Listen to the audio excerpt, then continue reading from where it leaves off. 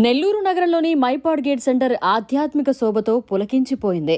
సంక్రాంతి పర్వదినాన్ని పురస్కరించుకుని ఇక్కడ వేంచేసి ఉన్న బ్రహ్మరాంబిక సమేత మల్లికార్జున స్వామివారి తెప్పోత్సవం అత్యంత అంగరంగ వైభవంగా నిర్వహించారు. ఈ వేడుకకు రాష్ట్ర పురపాలక శాఖ మంత్రి నారాయణ ముఖ్య అతిథిగా హాజరయ్యారు. స్వామివారికి ప్రత్యేక పూజలు నిర్వహించి జ్యోతి ప్రజ్వలన చేసి తెప్పోత్సవాన్ని ఘనంగా ప్రారంభించారు. ఈ కార్యక్రమంలో ప్రజాప్రతినిధులు, అధికారులు మరియు వేలాది మంది భక్తులు పాల్గొన్నారు. సర్వాలంకార భూషితులైన స్వామి అమ్మవార్లు రంగురంగుల విద్యుత్ దీపాలతో సర్వాంగ సుందరంగా అలంకరించిన తెప్పపై కొలువుదీరారు. మంగళ వాయిద్యాలు, వేద మంత్రోచ్చరణల నడుమ స్వామివారు తెప్పపై జలవిహారం చేస్తూ భక్తులకు దర్శనమిచ్చారు. ఈ మనోహరమైన దృశ్యాన్ని తిలకించడానికి సుమారు 1,00,000 మందికి పైగా భక్తులు తరలిరావడంతో మైపాడు గేటు పరిసరాలు జనసందరంగా మారాయి. బ్రహ్మరాంబిక సమేత మల్లికార్జున స్వామి యొక్క తెప్పోత్సవ కార్యక్రమం జరుగుతుంది. ఇది ప్రతి సంవత్సరం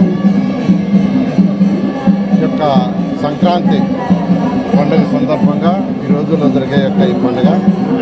ఈ తెప్పోత్సవాన్ని ఎంతో వైభవంగా ఈరోజు అధికారులు యాక్చువల్గా అంటే ఎండోమెంట్స్ డిపార్ట్మెంట్ కావచ్చు, మున్సిపల్ డిపార్ట్మెంట్ కావచ్చు, పోలీస్ డిపార్ట్మెంట్ కావచ్చు, ఫైర్ డిపార్ట్మెంట్ కావచ్చు, అన్ని డిపార్ట్మెంట్ల యొక్క కలయికతో చాలా చక్కగా నిర్వహిస్తున్నారు.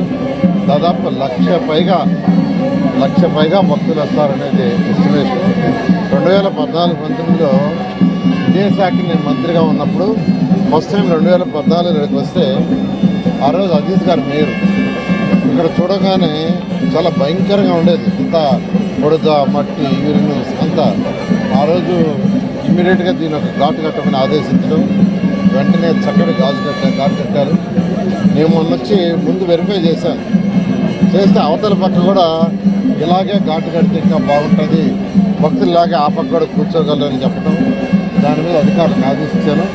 వెంటనే దాన్ని కూడా టేకప్ చేసి ఇమ్మీడియట్గా దాన్ని కూడా చేస్తాను.